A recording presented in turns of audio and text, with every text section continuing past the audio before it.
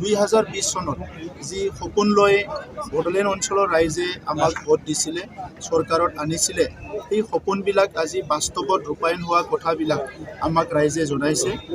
আৰু সেই সময়ত যিখিনি অনিশ্চয়তা আছিলে, আজি সেইটো নিশ্চয়তালৈ আহিছে। সেই সময়ত যিটো ইনচিকিউৰিটি আছিলে, মানুহৰ নিৰাপত্তাহীনতা আছিলে, এইটো আজি নিৰাপত্তা চবেই পাবলৈ সক্ষম হৈছে। সেই সময়ৰ যিটো অশান্তি আৰু হিংসাৰ এটা পৰিৱেশ আছিলে, সেইটো আজি সম্পূৰ্ণভাৱে শান্তিলৈ ৰূপান্তৰ হ'ল। সেই সময়ত মানুহে সপোন দেখা সকলো এৰি দিছিলে, কিন্তু আজি মানুহৰ পুনৰ হপছ এণ্ড এছপিৰেশ্যন মানুহৰ মাজলৈ আহিছে। আৰু সেই সময়ৰ যিটো শিক্ষা, সামাজিক, অৰ্থনৈতিক, আমাৰ মাজত যিটো ইণ্টিগ্ৰিটি, যিটো ভাতৃত্ববোধ, এইবিলাক বিনষ্ট হৈছিলে, আজি লাহে লাহেকৈ সেইটো সম্পূৰ্ণ হোৱা চবেই দেখিবলৈ পাইছোঁ। চ' সেইকাৰণে যিটো ট্ৰেন্সফৰ্মেশ্যনৰ এটা উদ্দেশ্য লৈ পেলাই আমি কাম কৰিছিলে, আজি বড়োলেণ্ডত যদিও এইটো এখন কাউন্সিল চৰকাৰ, এই ট্ৰেন্সফৰ্মেশ্যনটো আনাত আমি সক্ষম হৈছোঁ। আৰু এই বিশেষ দিনত আমি ভাৰতৰ প্ৰধানমন্ত্ৰী নৰেন্দ্ৰ মোদী ডাঙৰীয়াক ধন্যবাদ দিব লাগিব। 2020 চনৰ যিটো শান্তি চুক্তি হ'ল বড়োলেণ্ডৰ আমাৰ বিভিন্ন সংগ্ৰামীসকলৰ লগত, সেই শান্তি চুক্তিটো ভাৰতবৰ্ষতে এটা উল্লেখ ল'বলগীয়া শান্তি চুক্তি বুলি আজি প্ৰধানমন্ত্ৰী ডাঙৰীয়াও কৈছে। কাৰণ বহুত শান্তি চুক্তি হৈছে, ক'ৰবাত সফল হোৱা দেখা নাই, কিন্তু আমাৰ ইয়াত শান্তি চুক্তি হোৱাৰ পিছত 100% সফল হোৱা আজি দেখিবলৈ পাইছে। আৰু ইয়াৰ লগতে ভাৰতৰ গৃহমন্ত্ৰী অমিত শ্বাহ ডাঙৰীয়াক আমি ধন্যবাদ দিব লাগিব। শান্তি চুক্তিত উপস্থিত থকাৰ লগতে আমাৰ এই 4টা বছৰত বিভিন্ন সময়ত আমাৰ বড়োলেণ্ডলৈ আহিছে আৰু দিল্লীলৈও আমাক বিভিন্ন সময়ত লগ কৰিবলৈ তেখেতে সুযোগ দিছে। অসমৰ মুখ্যমন্ত্ৰী তাহানিৰ cabinet minister doctor Himanta Biswa Sarma ডাঙৰীয়াক ধন্যবাদ দিব লাগিব।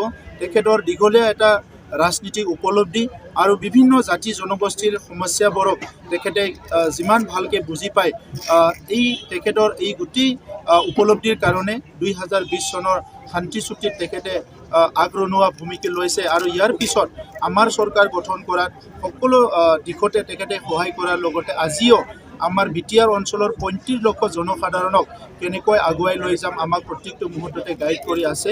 মই আজি আমাৰ চৰকাৰৰ এই 4টা বছৰ সম্পূৰ্ণ হোৱাত বডোফা উপেন্দ্ৰনাথ ব্ৰহ্মলৈ মই শ্ৰদ্ধা জনাইছোঁ।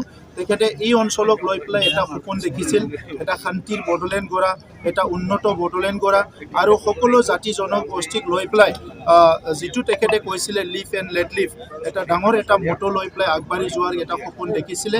আজি সেইটো বাস্তৱত ৰূপায়ণ হোৱা এটা পদক্ষেপত আমি আগবাঢ়ি আছোঁ।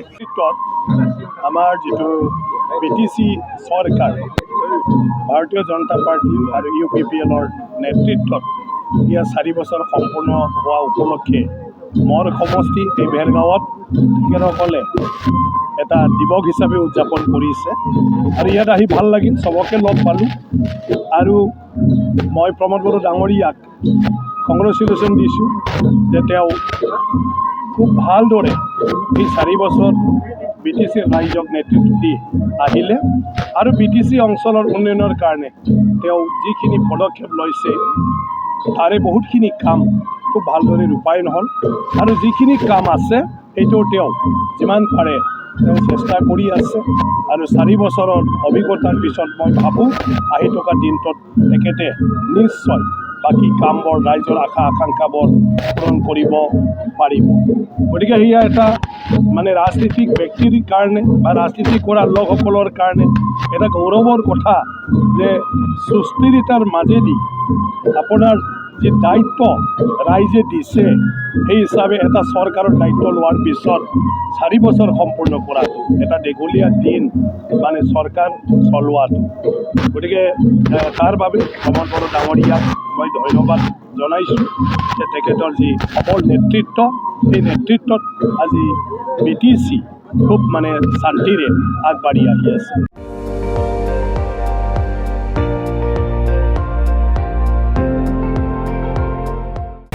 আপুনি চাই আছে ND24, সৰ্বশ্ৰেষ্ঠ নহয়, সৰ্বোত্তমৰ দৌৰত।